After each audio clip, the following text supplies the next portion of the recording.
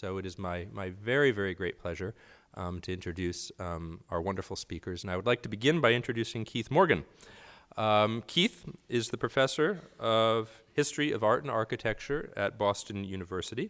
Professor Morgan has served as the Director of Preservation Studies, the Director of American and New England Studies, and the Chairman of the Art History Department at Boston University. He is the former National President of the Society of Architectural Historians, and his many publications, among his many publications, include Charles A. Platt, The Artist as Architect, Boston Architecture, 1975-1990, co-authored with Naomi Miller, Shaping an American Landscape, The Art and Architecture of Charles Platt, the Introduction for the new edition of Italian Gardens by Charles Platt, and an introduction to the new edition of Charles Eliot, Landscape Architect.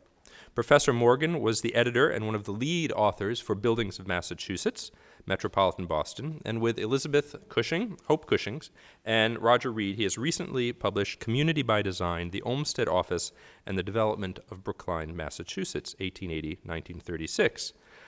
Keith was also one of my graduate school advisors for a longer period of time than either of us probably care to admit, and a longer time ago than either of us probably care to admit. And I think much of what I know about American architecture I owe to Keith Morgan. So please join me in welcoming Keith Morgan to Shelburne Museum.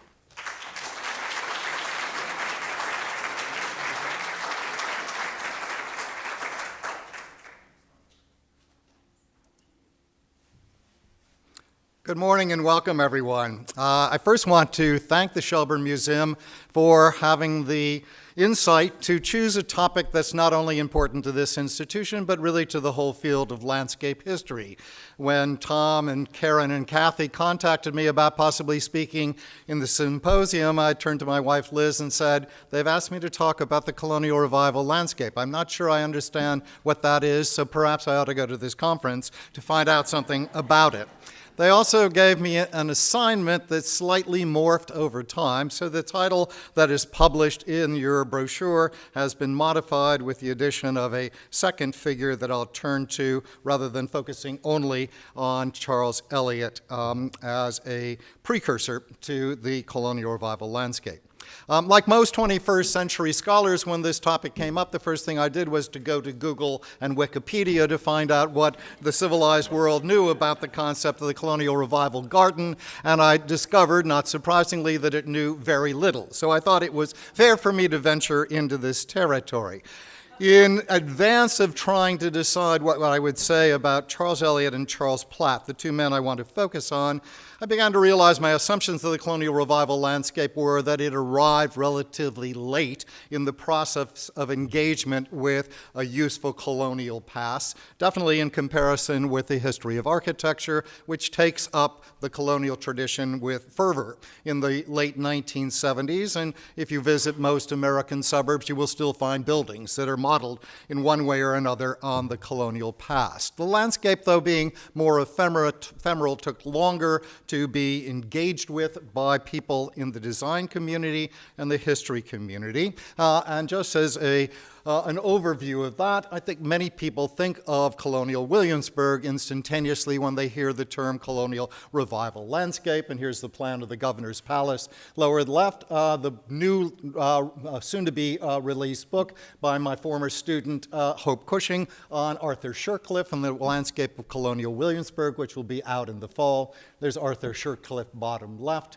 Probably the first book that begins to talk about the Colonial Revival landscape or the colonial landscape's usefulness to the contemporary practice is Alice Morse Earl's Old Time Gardens.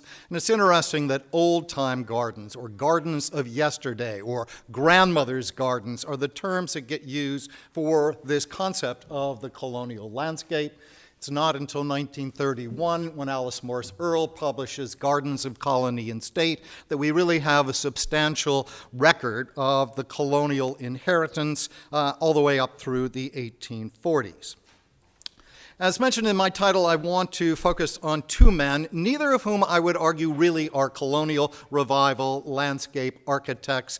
in a classic sense, but both of whom did things in their careers that were essential foundation to build the concept of a colonial landscape in the United States. The first two of these is a man named Charles Eliot, and that's the handsome fellow that you see in the plaid dress in the lower left photograph, posed with his mother, his younger brother, and being stared at rather ominously by his father here on the right. Charles Eliot was the son of Ellen Derby Peabody, whom you see in the photograph there, who died when he was 12, the same year that his father ascended to the presidency of Harvard College. Basically a double whammy that forced both parents out of his life at the same classic moment. His father, of course, is an enormously important cultural figure in the history of education, reforming not only Harvard and making it less religion and more science-based, as represented by the medical school that you see there at the top, but in consequence, really reforming all of higher education across the United States. With the loss of his mother and the distraction of his father, young Charles Eliot was raised by other members of the Peabody family, maiden aunts who took over his education, dragging him around the country and around the world, such as on a trip in 1874 to the wilds of Florida, where he creates, as a 15-year-old boy, this fascinating record of his drawings and photographs. This is the most landscape history-like photograph in the collection, showing how dreary the cemeteries were that he was confronting in a pre-professional landscape phase of his life.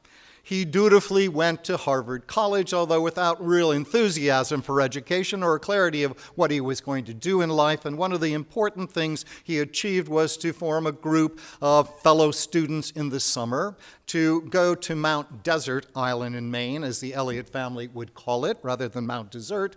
And there on family land, he began a group project to record the natural history of the island, something they subsequently published. And see Charles Eliot at that phase of life, the group of men in their tent with his brother wearing the Harvard H on his sweater, and a sketch that Charles Eliot does of the camp in relation to the surrounding harbor islands.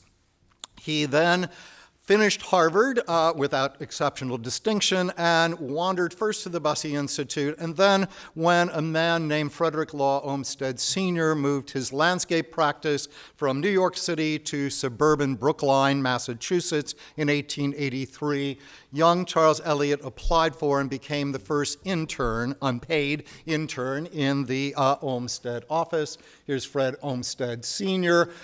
In the later phases of his life, and a view of the Olmsted office, Fairstead in Brookline, now a National Park Service site.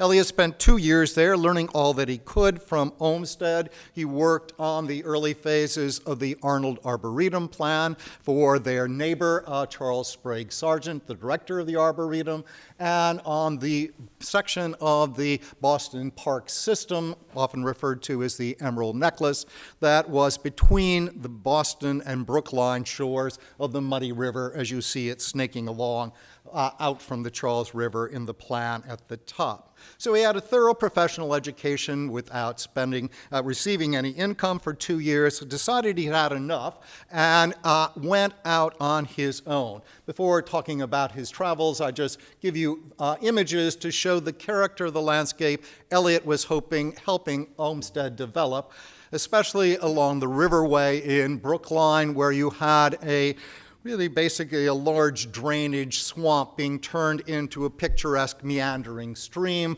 by bringing in the fill, the loam, the gravel, and charting the river course, and then providing plant material. Here a photograph from the 1890s at the top and the first decade of the 20th century to show you how rapidly that changed. After this period with the Olmsted office, young Eliot went off on a grand tour. First in the United States to visit appropriate sites here, and then more importantly for more than a year to Europe, where he first spent a very dreary winter, which he's constantly complaining about, sitting at the same desk in the British Library and dutifully reading through the existing literature in English, French, and German. He was well educated to get a firmer grounding in the broad history of landscape design, firmer than any American up till that moment. He also saved all his library cards, so I very neurotically, a century later, spent a year in London where I would try to go on the same day and read the same book as he did, because I had a perfect record of the process he had gone through. While he is in England, he is then connected through his father and other friends to leading politicians and conservationists. He attends meetings such as the one that you see down here at the bottom, conservationists rabble-rousing to try and save the effing forests, and then travels north to the Lake Country, a view of which you see at the top of this image, where he meets with Canon Rounsley, the secretary of the Lakeland Preservation Society, a land conservation, local land conservation effort, with whom Eliot compares notes on activities going on back in the United States.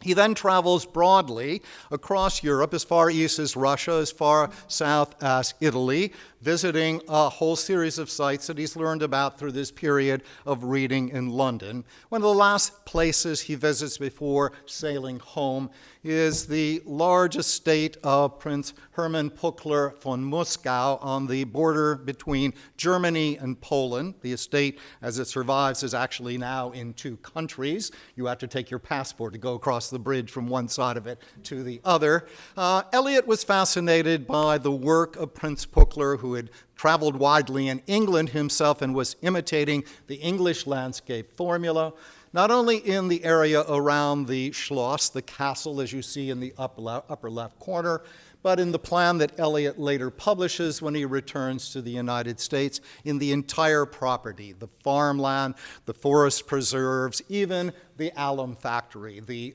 industrial plant as part of this domain, all of which had been manipulated by this prince to make it a perfect landscape form. He returns to the United States then after about a 15-month hejira and sets up an independent practice, refuses an overture from Olmsted to rejoin the firm, and gets a series of very interesting commissions that I think begin to justify my including him in the canon of American landscape, colonial revival landscapes.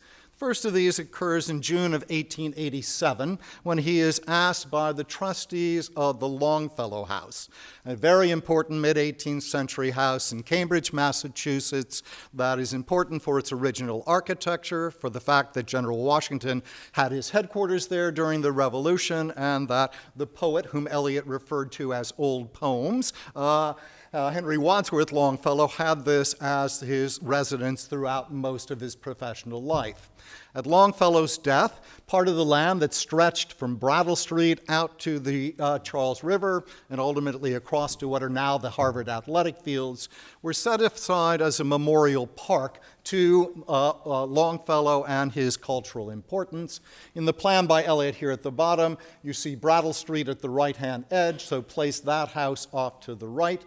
He uses a 50-foot wide, essentially mall-like space to give a frontispiece to the house, planting originally either elms or maples on either side. It's not clear which was planted. They're all long gone, sadly. And then there's a lower garden where the actual sculptural memorial that you see from Mount Auburn Street here looking back toward the house was located.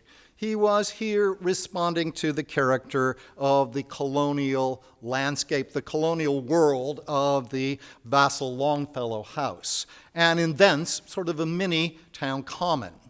Later that same summer, he's given another opportunity to actually improve an existing colonial common that's atypical for New England examples in that it had water as its main feature. And this was the Old Town Common in Newburyport, Massachusetts, where some of Eliot's ancestors had come from. Here you see Eliot's plan for the space, with the pond being restricted in scale, its beaches regularized, its paths made more accessible and pleasant, including a very important broad walk that existed, the Bartlett Mall, along the bottom part of the plan that was laid out in 1800 as a very early formalized public park for that city. Perhaps even more importantly is a park place that we passed on the way up from Boston yesterday, and that is the White Park in Concord, New Hampshire. About 25 acres that were given by a woman to the town as a memorial to her family, and that Eliot encouraged the park trustees to basically do next to nothing with. He writes in the park report, quote, "Every city of the New West," meaning the Midwest and beyond, "may have its carpet-bedded park. But Concord proposes to seize the opportunity, by Eliot forcing them to preserve for the enjoyment of all orderly townspeople a typical, strikingly beautiful, and very easily accessible bit of the New England landscape." He wrote about this in the park report and later published in a journal called Garden and Forest, to which I'll turn in a moment. These are just typical views of White Park as it survives today. The most prominent feature, again, is a mill pond that has been preserved. The bridge added there is really the only significant addition to a piece of New England landscape that Eliot wanted to make sure was kept as it always had been, or so he imagined. I mentioned Garden and Forest as the place where Eliot publishes an article on this, and it's important that everyone in the room be familiar with Garden and Forest. It's the most significant early journal on the field of landscape broadly considered. Landscape preservation, landscape architecture, conservation, horticulture, botany, forestry, and other concerns, published from 1888 to 1897, organized by Charles Sprague Sargent, the director of the Arnold Arboretum that you see up there to the left, and a journal in which Eliot, as I'll show in a moment, published regularly.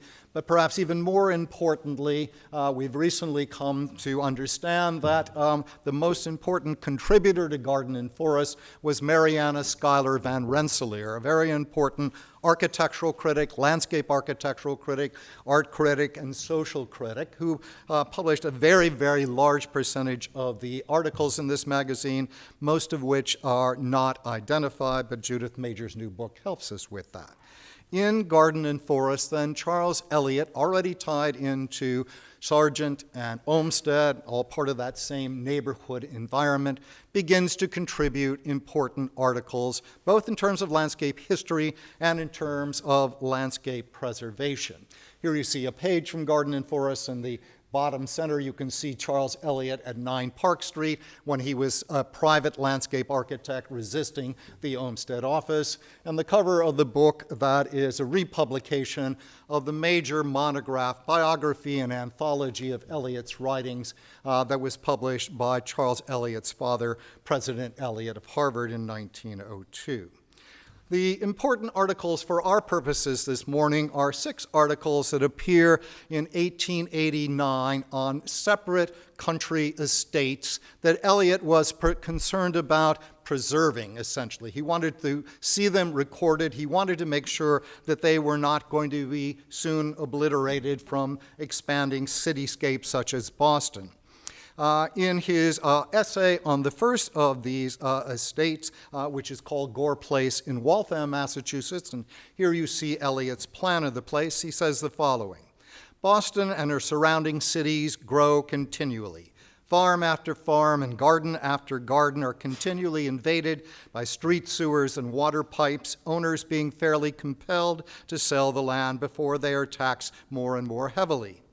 Before destruction overtakes the few old seats now remaining, it will be well to make some record of their character and beauty. The Beaver Brook plowlands are the location of this particular property, and as with all of these 6 essays, he begins with careful genealogy. Who owned the land initially upon Anglo settlement in the area, right up to who owned it ultimately. In the case of this estate, Christopher Gore, later governor of Massachusetts, was creating it as an English ferme ornée in the manner of Humphrey Repton, as Eliot notes in his analysis and from his time of reading in the British Library. Gore Place is located in Waltham, Massachusetts, north and west of central Boston, as is a second property that Eliot spends a good deal of time on that is called the Vale. This is the home of, that was developed by a successful Boston merchant named Theodore Lyman beginning in 1793. But Eliot, of course, takes us back to 1634 and who had owned it and the changes that had been made up to the point that it is developed. I don't have a pointer here, but you can see perhaps that the house is located here at 3. Very important enclosed garden behind it that I'll show you images of in a moment. And then notice that the grasslands, the deer park, the forest, all of these elements of the broader estate are carefully detailed and then discussed by Eliot. Here's an early 19th century view of the house designed by Samuel McIntyre, so important in its own right. The river that is created as a water feature in the foreground, and behind the house, an amazing walled garden that has one of the earliest, if not the earliest, glass house in the United States with very early plant material still in place. The third of the Boston landscapes he talked about is one that's been obliterated, although my wife and family and I lived in a Colonial Revival house on the land, part of the land from which that was carved out. Then in a second group, he flips over to the Hudson Valley that he has great affinity for as well, even though his ancestors are not daily ticked off as part of the matrix from which the house has descended. Claremont and other properties of the Livingston family near Barrytown, New York, receive special attention. This isn't Eliot's own drawing, but the one he chooses for his analysis of the site. It, of course, is a great early 18th century house with magnificent views across the Hudson to the Catskills, as you see here at the bottom. And we hear about all of the stages of its historical evolution as well as its landscape development. A slightly later property just south of there, also another branch or next stage in the Livingston family development of the river, is Montgomery Place here, an important landscape designed by Alexander Jackson Davis, who's also the architect for the house. The third Hudson River house is Hyde Park, which I'm not showing for the purposes of time constraints, but you get the sense that in 1889, perhaps as the first example of somebody consciously writing landscape history in the United States, Eliot is giving a specific background while arguing for their preservation. Now, if we were to consider Eliot as a Colonial Revival landscape architect, perhaps the best project to look at is a relatively modest suburban house in Cambridge, Massachusetts, a block up from Brattle Street, an important historical street with really significant 18th century mansions, such as the Longfellow House we looked at a moment ago. This is the James Noyes House, designed in 1893-94 by Alexander Wadsworth Longfellow, the nephew of Henry Wadsworth Longfellow. He designs the house, and Eliot designs the landscape. It's obvious that the house is self-consciously imitating, among other things, the Longfellow house itself. Both are painted yellow with white trim. This is slightly more asymmetrical with the projecting bay of the dining room, a classic organization that's not so different from the one of the Longfellow house itself. And what makes this such a wonderful project is that the owners kept a full set of diaries of everything they did, what plumbing fixtures they chose, what wallpaper they selected, all of the correspondence with the architects and landscape architects that are now held at Historic New England. This is a page down at the bottom that shows you stoves, wallpapers, and fabrics for furniture. The house was built for Mr. and Mrs. James Noyes. It was inherited by their only child daughter, Penelope, whom you see in the carte de visite photograph in the middle. Penelope is with her grandfather, Justin Windsor, the author of the monumental 4-volume History of Boston. So this is a very history-conscious family trying to re-engage the colonial past. Whether the landscape can really be considered colonial or colonial revival is something up for debate. There are relatively few photographs of the early landscape from 1893. This is just the perimeter planting, and we're not absolutely clear whether Eliot or Longfellow was responsible for this gazebo-like, or this cupola-like gazebo in the garden, now long gone. I give you these examples of 1889 into the opening of 1890 as background to the more important and recognized accomplishments of Charles Eliot, the first of which was to write a complaining letter to the editors of Garden and Forest in February of 1890, arguing for the preservation of the Waverly Oaks, a handsome stand of oak trees, or aboriginal, as Eliot would call them, on the border of Belmont and Waltham, Massachusetts, that Eliot felt were deserving of preservation because of their antiquity and great significance. Significant enough that Winslow Homer painted a view that you see here on the right, and it was frequently recorded by the Boston Sketch Club. This letter to the editor in February of 1890 led to a rapid and very successful campaign in the following year that led to the creation in 1891 of the Trustees of Public Reservations, a private sector, statewide organization to save properties of natural and cultural significance. Really, that double part of the mission is there from the very beginning, something the trustees still labor nobly with today. The Virginia Wood is the first property that is given to the trustees in 1894. It is subsequently passed on to a second organization that Eliot founds with almost dizzying speed, directly on the heels of creating the trustees as a private statewide enterprise. Going back to that essay about the properties around Boston being eaten up, Eliot begins to push for the creation of a public authority in 1891 that leads to the creation in 1892 of a temporary board of trustees for a metropolitan park district, which becomes permanent in 1893 as the first regional landscape plan for any American city. So both the creation of the Trustees of Public Reservation in 91 and the Boston Metropolitan Park System in 93 are exceptional moves forward in land preservation that includes issues of land significance. For example, you see here the aerial view of Boston, which is the world Eliot's thinking about. Before and after plans published in the book his father writes in 1902, there's the land that's publicly held in the Boston area at the top, and this is the addition of land that's acquired by Eliot and the new trustees, of which he becomes the secretary and guiding force between 1893 and 1902. A huge land grab at a point of economic recession in advance of the feared bulldozer wiping out important cultural properties. It includes ocean beaches, islands in the harbors, the tidal estuaries of the principal rivers, large hilly woodland reservations, and then the assignment to individual towns to create smaller parks or squares within their periphery.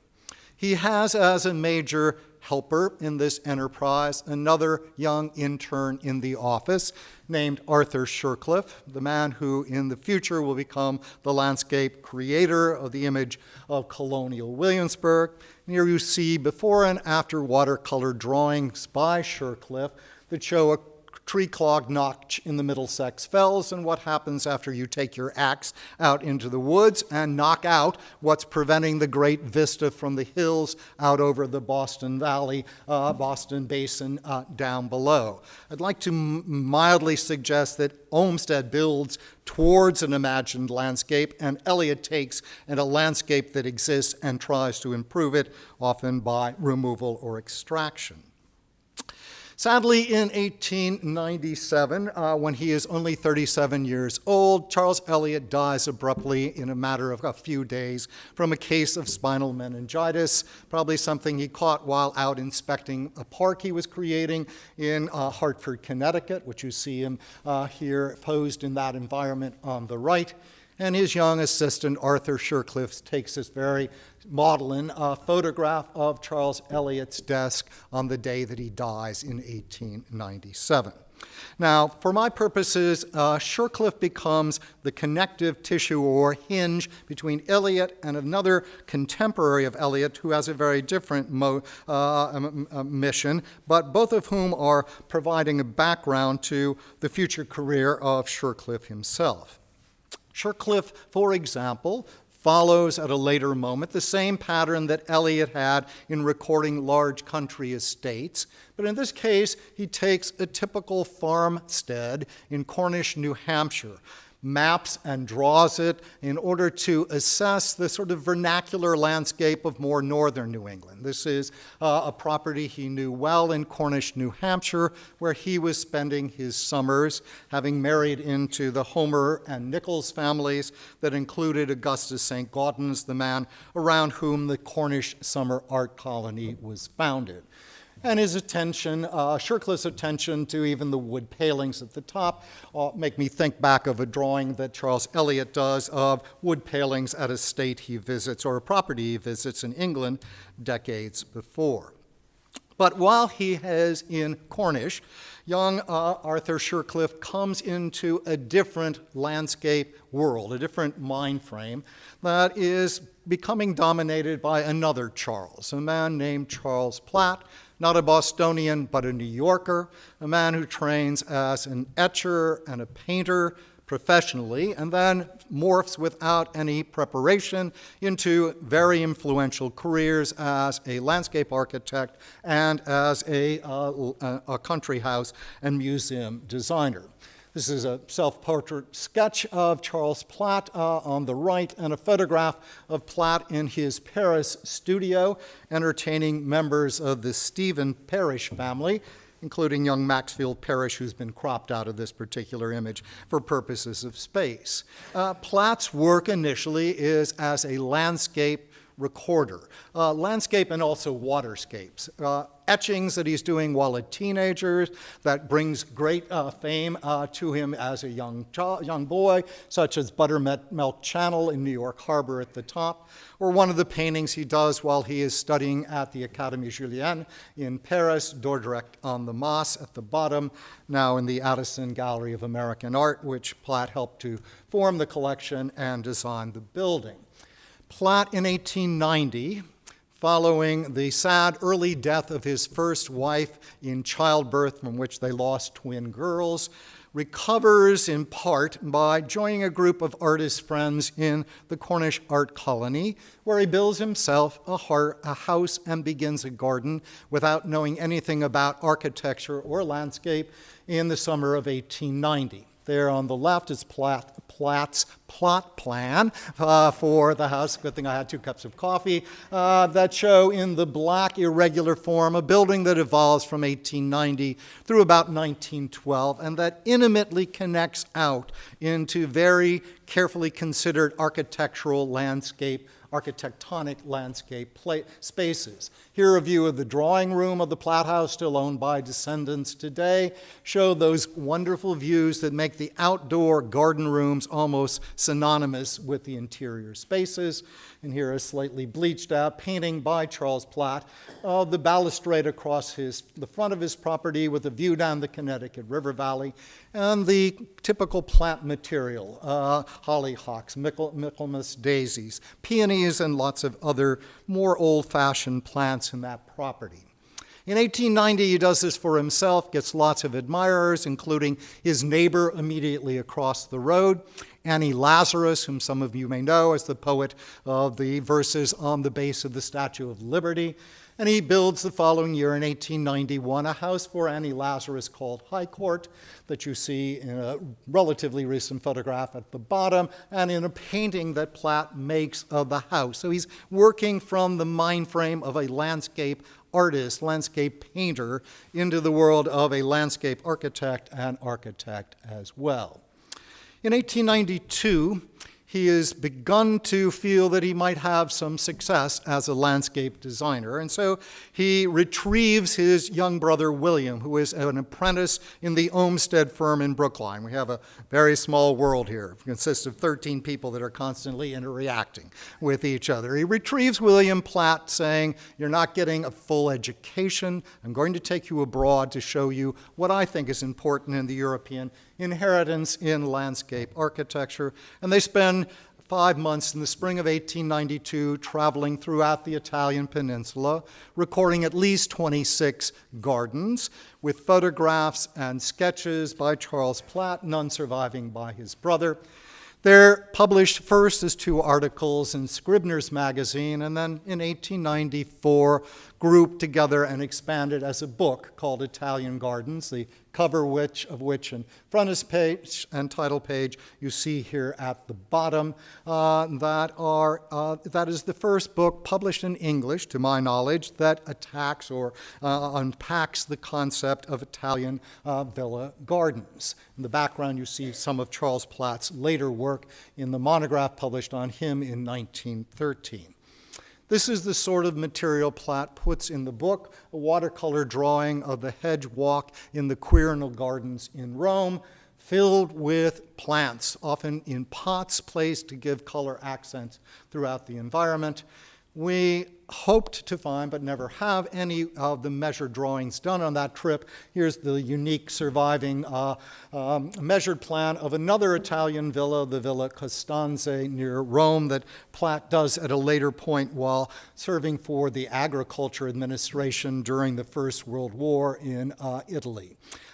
It shows the geometry of the Italian example. He brings this back to Cornish and continues to build houses and creates gardens that show sort of a merger of a New England vernacular vocabulary with the discipline and architectural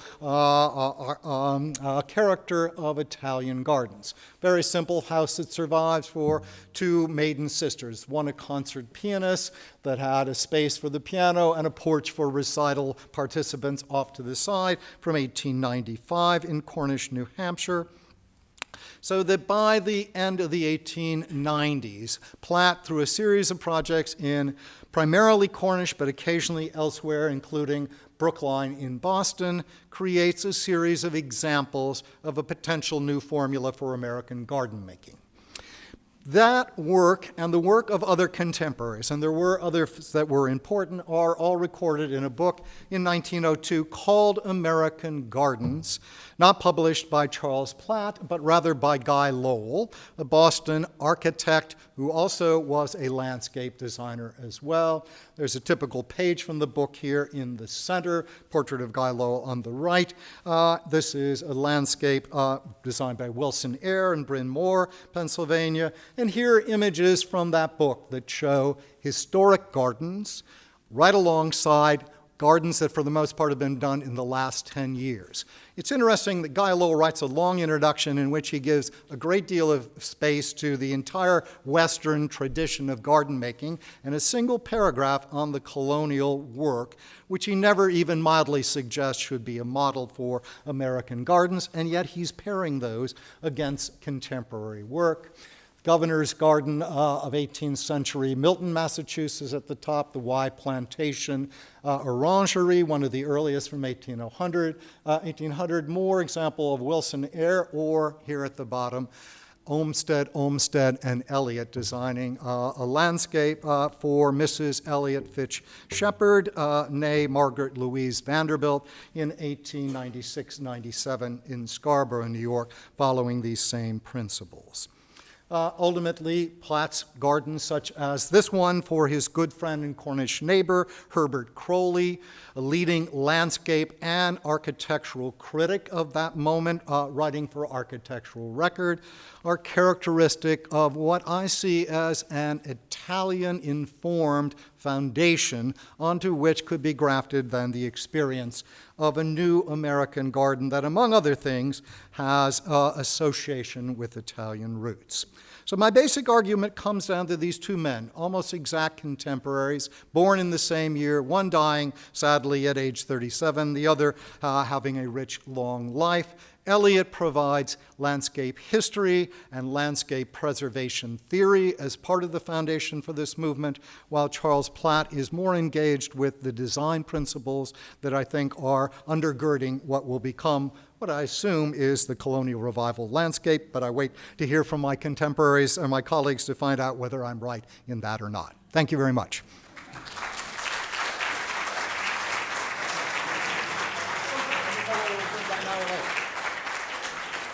Our format today, we'll have 3 papers and then a panel discussion later in the afternoon. So what I would appreciate is if we have 2 or 3 questions for the speakers as we move along. Please feel free to do that now, and then we'll take a brief break before our next speaker. So if people have questions for Keith, by all means, this is the opportunity. And Karen has a microphone, so let's make sure we record the questions. This may take just a few more seconds to warm up. Looks green. Patricia O'Donnell. Hi, Keith. Hi, Patricia. How are you? Good to see you. Interesting relationship between Eliot and Shercliffe. You hinted slightly at inspiration and follow-on of Shercliffe with preservation works, and he becomes an important figure in the 30s with recordation. I just wonder if you could elaborate a little bit more on the Eliot-Shercliffe relationship as mentor and student. Thank you. No, I appreciate that question, and I should have built it into the talk. Basically, when Arthur Shercliffe, who is part of this group of New Englanders who are all interconnected by family, not automatically married to each other, but clearly knowing each other over a long period of time. When Shercliffe applies to work at the Olmsted office, Fairstead, actually a house he and his family had lived in at an earlier point before the Olmsteds bought it, he's assigned to Charles Eliot as Eliot's personal assistant, so that he works most closely with Charles Eliot in the lead up or the rollout of the Boston Metropolitan Park Commission. He is Eliot's assistant not only in producing the kind of graphics that I showed you, that Repton Red Book sort of fold-away image of the tree-clogged notch and what it would be like if you brought your axe for a healthy afternoon. But he also then helps Eliot with the key document of the Boston Metropolitan Park System, something called Vegetation and Scenery in the Boston Park System. This published in 1898, just after Eliot has died. And Shercliffe takes over a number of Eliot's projects. He then works with young Rick Olmsted Jr., to launch the first academic training in landscape architecture at Harvard College beginning in 1900, and goes out on his own by 1905. But Shercliffe always calls Eliot his mentor. He sees him as the guiding hand, the man who had really inspired the way he thought about the landscape tradition. Thank you for that question, Patricia. Was there another question over there? All set. I've battered you into submission. Either that or you desperately need coffee, as do I. Thank you very much. Thank